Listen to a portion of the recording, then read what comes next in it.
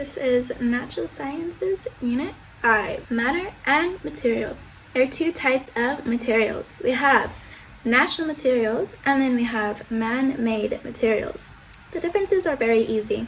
Natural materials comes from nature. That's in the name. So for example, it comes from plants. I'm not feeling very well today. So for example, this cotton plant, from this plant we get the material cotton. And we know this plant, this is called a tree. And what material do we get from trees that's natural? Wood. Another thing from nature that we use to get materials, we have the ground, like the ground. And in this photo, what can we get from the ground? What material? Stones. Yeah, stones. And then lastly, we have animals.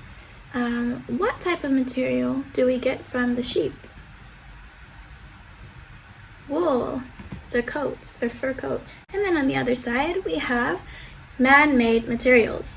It's in the name. What is man-made? It means these materials are made by humans, okay? We need to take natural materials, we do things to them, and then they become man-made materials. For example, we have the natural plant, a tree.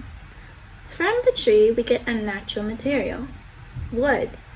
But then humans start doing stuff to the wood to make a man-made material. Can you guess what it is? Paper. Other examples, we have plastic materials, that's man-made. We have bricks for like building houses or just buildings.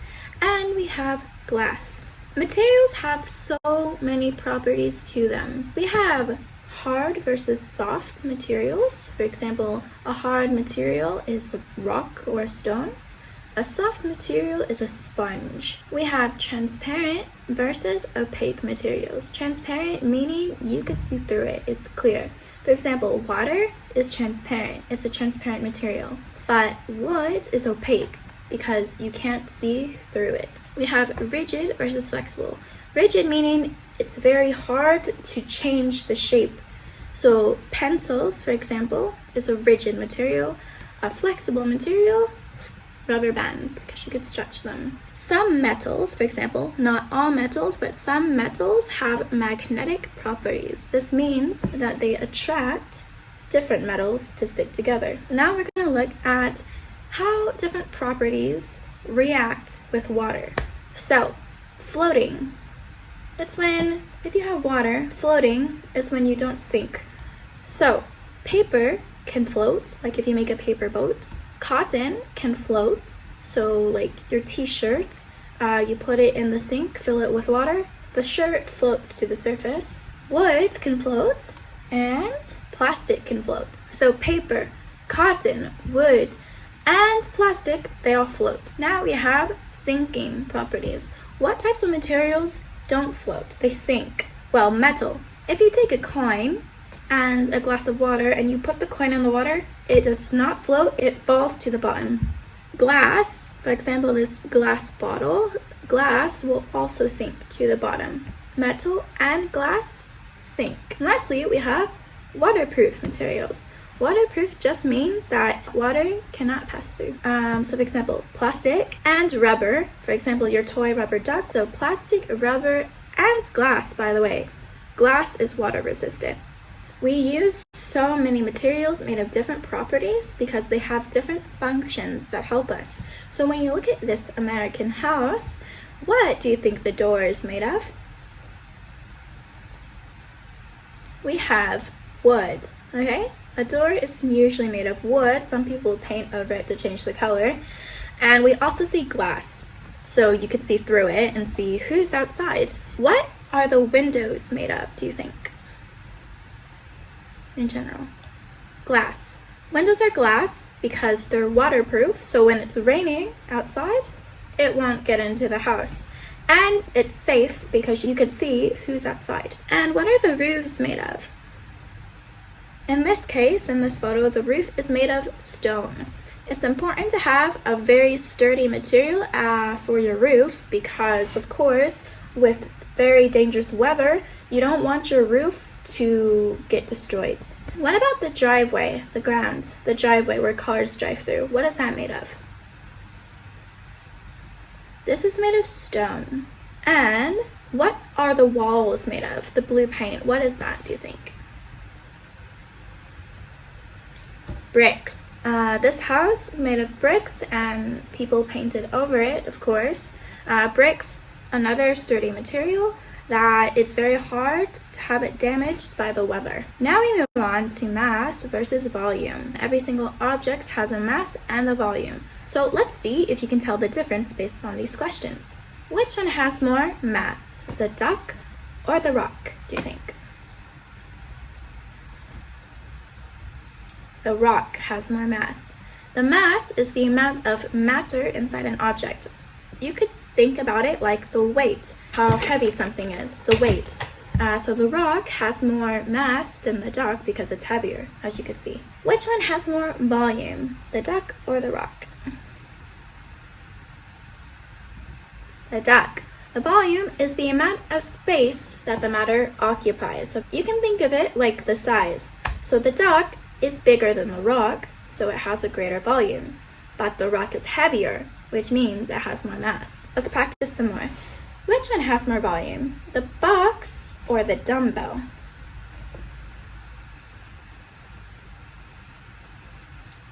The box. The box is bigger. Which one has more mass, the box or the dumbbell? The dumbbell, it's heavier. What about this one? Which one has more volume, the red apple or the tennis ball? The apple. Which one has more mass? The apple again, good job. This one's a little trick question. Which one has more volume, the black kettlebell or the pink dumbbell?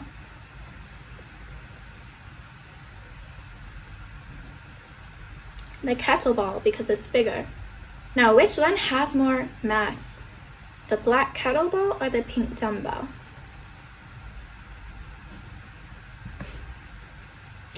Both of them have the same mass. If you could see, the kettlebell weighs 10 kilograms, but the dumbbell weighs 10 kilograms as well.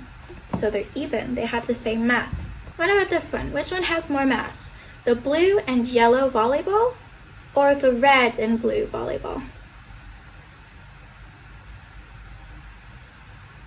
The blue and yellow volleyball. As you could see, the blue and yellow volleyball weighs more. Which one has more volume, the yellow and blue volleyball or the red and blue volleyball? This is another trick question. They're the same. They're the same size, and so they have the same volume. So, states of matter. Objects can be solid, liquid, or gas. So let's look at water. Oh wait, I just spilled the water. When water is solid, it's ice, okay?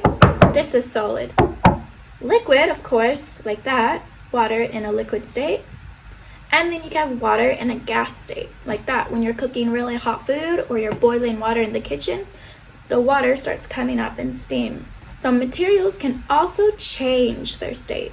You can heat something by adding warmth, heat. You could cool something, for example, by freezing it, or you could bend something. So for the case of water, a water can go. If you cool or if you freeze water, it becomes what? It goes from a liquid to a solid. So when you freeze water, it becomes ice. Now, how do you make a liquid go from liquid to a gas? If you add heat to it. So if you boil water, this process called evaporation starts to happen. It evaporates. So water starts to evaporate. And when water evaporates, you see the steam come out. And it's not smoke, it's steam. And there's more ways to change materials. You can bend something. You can twist something. You could stretch something. And you could squash something, okay? Sometimes when you bend something, or when you twist something, or when you stretch something, The object goes back to its original state when you let go. However, some materials do not return to the original states and they break. For example, you see the cake and somebody squished it. Now it looks ruined. It's destroyed. What about mixtures? What do you get when you mix yogurt, strawberry, banana, and a milk and you put it in a blender? What happens? You get a delicious smoothie. As you can see, the product, the result, it looks like it became one. When you have two or more mixtures coming together and they mix easily, this is called a homogeneous mixture. Let's practice more. So, milk plus some chocolate powder, what do you get? You get chocolate milk. What about if you know sugar, butter, milk, eggs, and flour? What can you mix to get? This is for cookie dough, to make cookies. So as you can see, everything mixed together pretty easily and you just have the dough, the batter. Again, this is homogeneous mixtures, when everything happens and mixes together easily. Now, what happens if you take some water and pour some oil in it? Olive oil.